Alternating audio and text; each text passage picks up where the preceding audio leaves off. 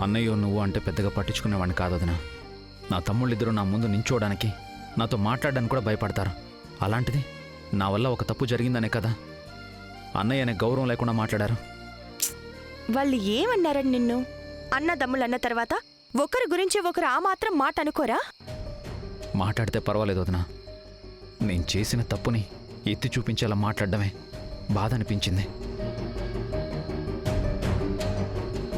తప్పకుండా అనిపిస్తుంది శంకర్. కానీ నువ్వొక విషయం మర్చిపోతున్నావు. వాళ్ళు నీకన్నా చిన్నవాళ్ళని నువ్వే చెప్తున్నావు. చిన్నవాళ్ళు తప్పుగా మాట్లాడితే పెద్దవాడిగా అర్థం చేసుకోవాలి, కానీ వాళ్ళన్న దాని గురించి పట్టించుకోవడం ఏంటి చెప్పు? నువ్వు అన్నది కరెక్టే అనుకుందాం వదినా. ఎప్పుడు ఒక్క మాట కూడా అనని అన్నయ్య నాతో కోపంగా మాట్లాడాడంటే నేను తప్పు చేశాననే కదా అర్థం. నా వల్ల జరిగిన తప్పుని నేనే సరిదిద్దుకోవాలి. సరిదిద్దుకుంటాను కూడా. శంకర్, శంకర్, నా మాట విను.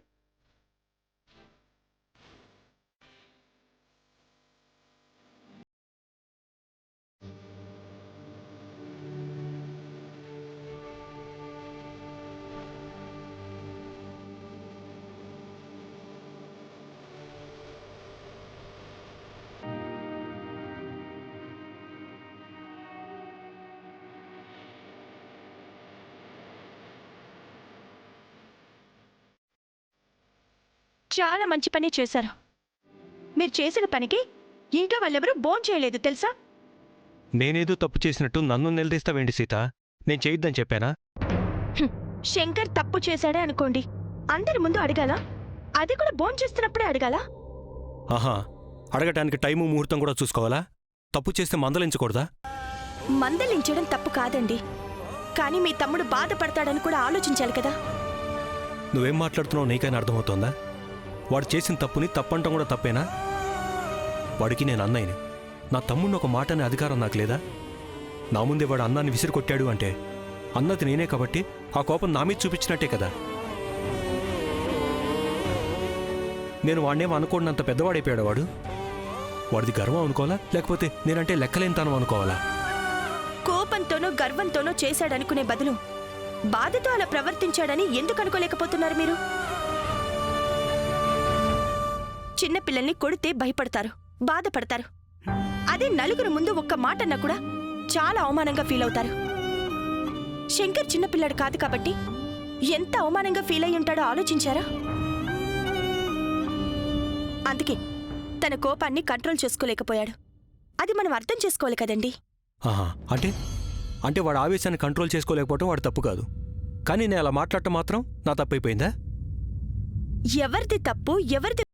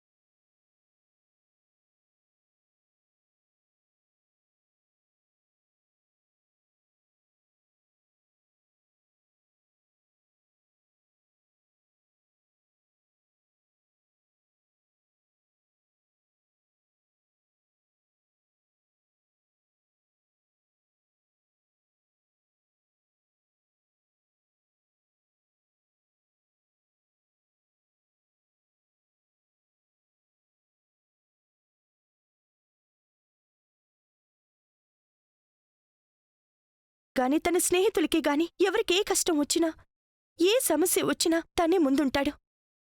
అలాంటివాడు కంట తడి పెట్టుకోవడం నాకు బాధగా ఉందండి. అన్నయ్యగా మీ తమ్ముణ్ణి అనే హక్కు మీకున్నప్పుడు తమ్ముణ్ణి కన్నీళ్లు తుడిచి ఓదార్చే బాధ్యత కూడా మీకుంది.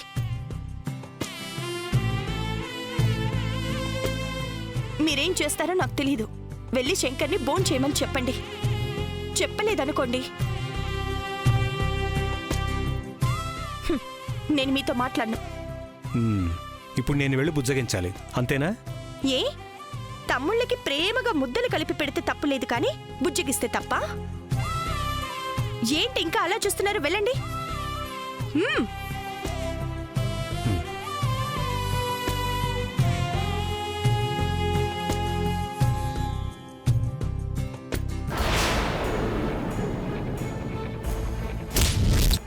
నేనేదో నిప్పు రాజేశాను అనుకుంటే సీత నీళ్లు పోసి చల్లార్చేసింది.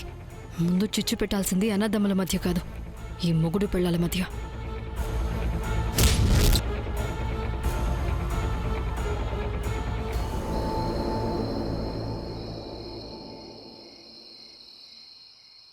శంకర్, రే నేను ఏం చెప్పొద్దన్నయ్య. నేను చేసిన తప్పును సరిదిద్దుకుంటాను. అది కాదురా, నువ్వు నన్ను సరిదిద్దుకుంటానని చెప్పాను కదన్నయ్య. నాకు కొంచెం టైం ఇవ్వు.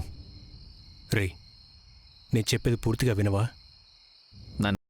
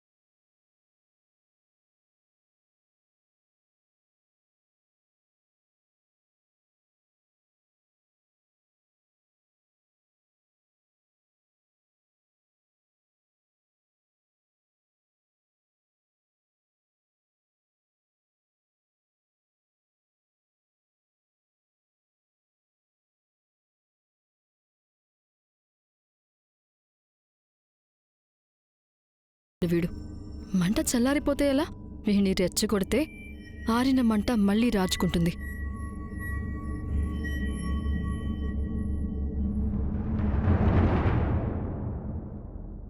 బావా,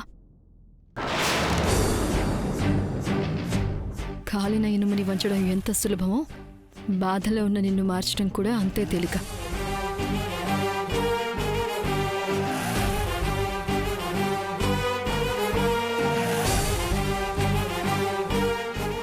బావా, అసలు ఈ గొడవంతా జరగడానికి నేనే కారణం బావా. ఆ రోజు నువ్వు వద్దని చెప్పినా వినకుండా నేనే ఫోర్స్ చేసి నీ చేత ఆ స్టాక్ని కొనిపించాను. సారీ బావా. సారీ చెప్తే కనీసం క్షమించానని చెప్పొచ్చు కదా బావా. సలహాలు ఎవరు చెప్పినా నిర్ణయం తీసుకునేది నేనే కాబట్టి తప్పు నాది అవుతుంది. నా నిర్ణయం వల్ల జరిగిన నష్టాన్ని ఎలా పూడ్చాలని ఆలోచిస్తున్నాను. చేసిన తప్పుని ఒప్పుకొని దాన్ని ఎలా సరిదిద్దుకోవాలా అని ఆలోచిస్తున్నావంటే నువ్వు చాలా క్లారిటీగా ఉన్నావు బావా. కాకపోతే మీ అన్నయ్య చేసిన పని నాకేం నచ్చలేదు. మీ అన్నయ్య ఇంత చిన్న విషయాన్ని పెద్దది చేసి నిన్ను తిట్టడం, అవమానించడం కరెక్ట్ కాదు బావా. ఏం మాట్లాడుతున్నావు? మీ అన్నయ్య మిమ్మల్ని చిన్నప్పటి నుంచి పెంచారు. నువ్వు ఎలాంటి వాడివో మీ అన్నయ్యకి తెలుసు. నీ పద్ధతులు, నీ ప్రవర్తన అన్నీ తెలుసు. నువ్వు ఎలాంటి తప్పు చేయవని కూడా తెలుసు. నీ గురించి అన్నీ తెలిసినా కూడా అందరి ముందు మీ అన్నయ్య నిన్ను చీవాట్లు పెట్టడం, నీ గురించి చులకనగా మాట్లాడడం తప్పే కదా. ఏమన్నావు? మీ అన్నయ్య చేసింది తప్పంటున్నాను. ఈ మాట మరొకరు ఎవరైనా అనుంటే చెంప పగిలిపోయిండేది.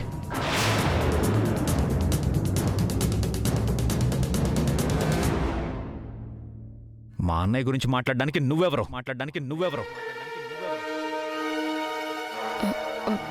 అంటే మీ అన్నయ్య నిన్ను తిట్టడం అది మా కుటుంబానికి, మా అన్నదమ్ములకు సంబంధించిన విషయం. మధ్యలో నువ్వెందుకు తలదూరుస్తున్నావు?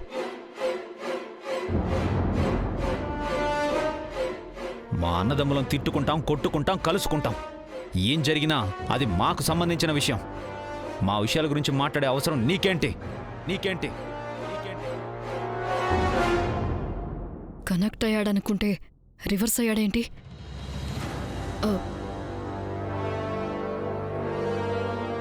మాకు మా ఫ్యామిలీకి సంబంధం లేని వ్యక్తులు ఎవరు మా ఫ్యామిలీ గురించి మాట్లాడితే మర్యాదగా ఉండదు. అంటే నేను పరాయిదాన్ననేగా? పరాయిదానివి కాకపోతే నువ్వేమన్నా మా బంధువు?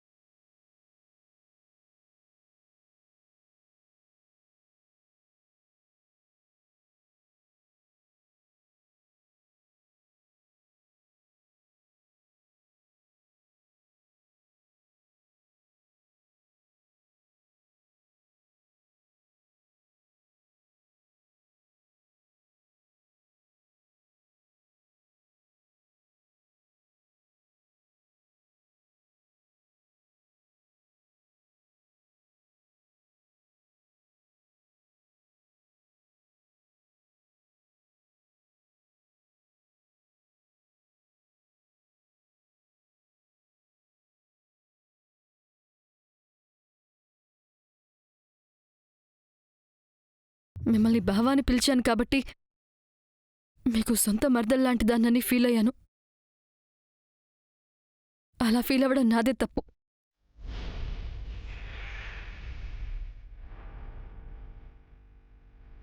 కానీ ఒక్క విషయం బావా, నేను మీకు సొంత మనిషిని కాకపోయినా నువ్వు ఈరోజు ఇలా బాధపడ్డానికి, మాటలు పడ్డానికి ఒక రకంగా కారణం నేనే కాబట్టి నీకోసం నువ్వేమడిగినా చేస్తాను.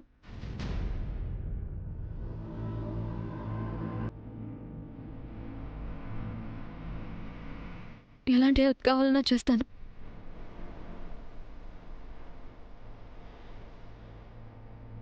కనీసం నీకు హెల్ప్ చేసే అవకాశమైనా నాకివ్వు బావా.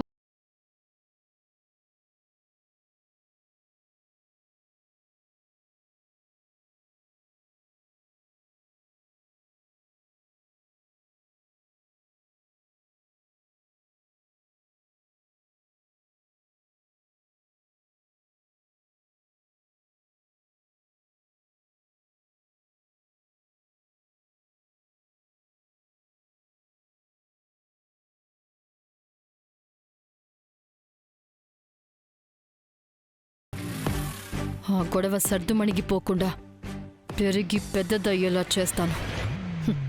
దానికి ఈ శంకర్నే తెలివిగా వాడుకుంటాను.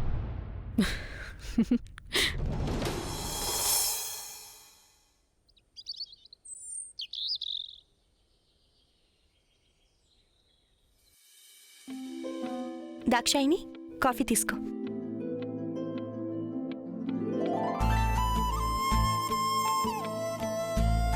యండి కాఫీ.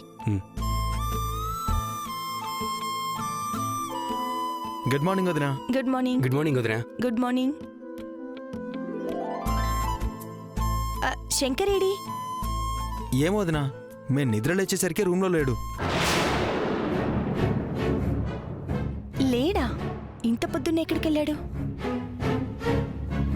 శంకర్, శంకర్!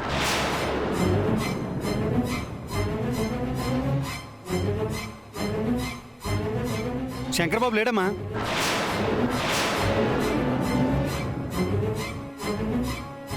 లేడా? ఎక్కడికి వెళ్ళాడు? ఉదయాన్నే లేచి హడావుడిగా పనుందని బయటికి వెళ్ళాడమ్మా.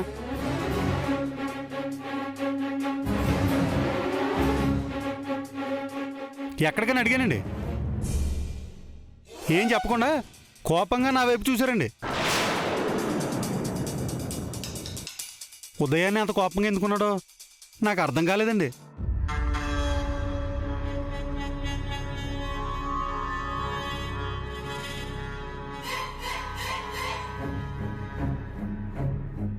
మీ వల్లే. నేనేం చేశాను?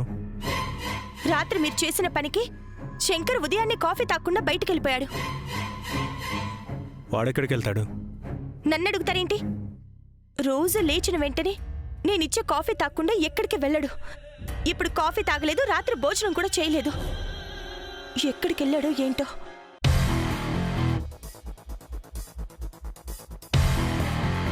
నాని, శ్రావణ్, శంకర్ తోటకెళ్ళాడో పొలానికి వెళ్ళాడో మీరు వెళ్ళి చూసిరండి.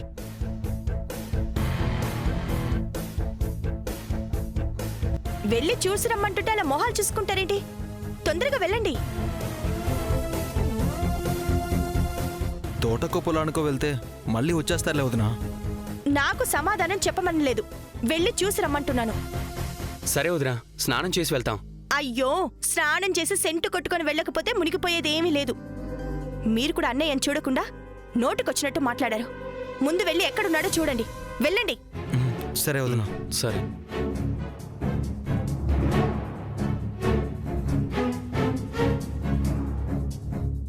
ఏంటిది పొద్దు పొద్దున్నే ఇంత ఓవరాక్షన్ చేస్తుంది?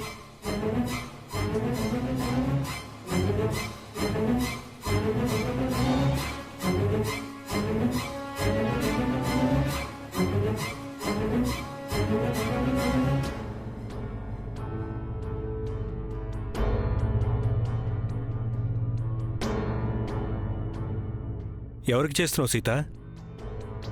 శంకర్ కండి. దారి తప్పిపోవడానికి మర్చిపోవడానికి వాడేం చిన్నపిల్లడు కాదు. ఎందుకంత టెన్షన్ పడుతున్నావు? వస్తాడులే. మీకలాగే ఉంటుంది. ఇంట్లో మనిషి ఎక్కడున్నాడో తెలియకపోతే టెన్షన్ పడకుండా ఎలా ఉండమంటారు?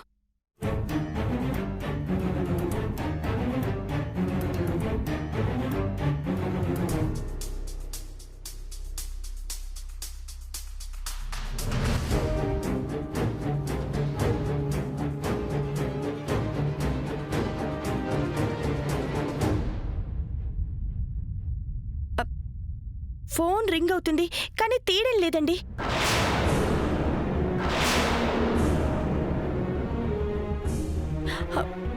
ఒకసారి మీరు ఫోన్ చేయండి.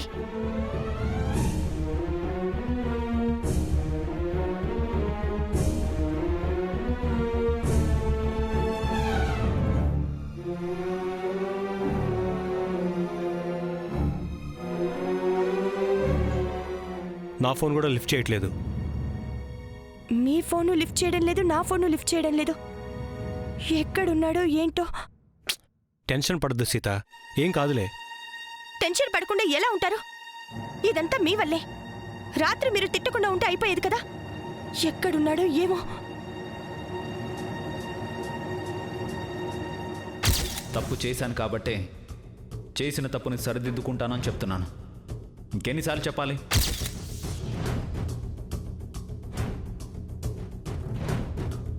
నువ్వు కంగారు పడద్దు, నేను ఒకసారి షాప్కి ఫోన్ చేస్తాను.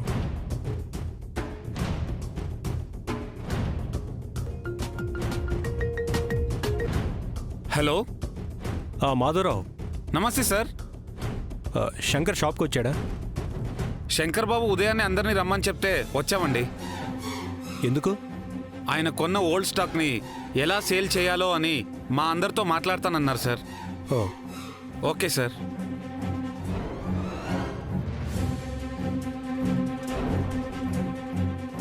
శంకర్ ఉదయాన్నే షాప్కి వెళ్ళాడు.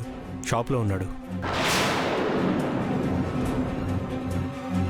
తను షాప్కి ఎందుకు వెళ్ళాడో నాకు ఇప్పుడు అర్థమైంది. ఆ పాత స్టాక్ని ఎలాగోలా అమ్మేసి చేసిన తప్పుని సరిదిద్దుకుంటానని రాత్రి చెప్పాడుగా, అందుకే వెళ్ళుంటాడు.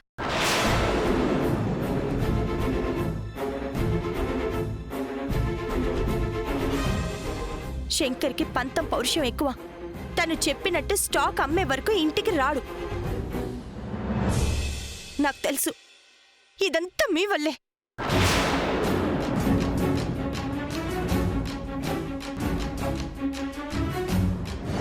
శంకర్కి నాకు మధ్య ఎప్పుడు ఇలాంటి అపార్థాలు విభేదాలు రాలేదు. నేను తొందరపడి అనవసరంగా శంకర్ మీద కోపడినట్టున్నాను. శంకర్ది పంతమైతే పర్వాలేదు, అది నా మీద కోపంగా మారితే చిన్న విషయమే చిలికి చిలికి గాలివాన్లా మారుతుందని భయమేస్తోంది.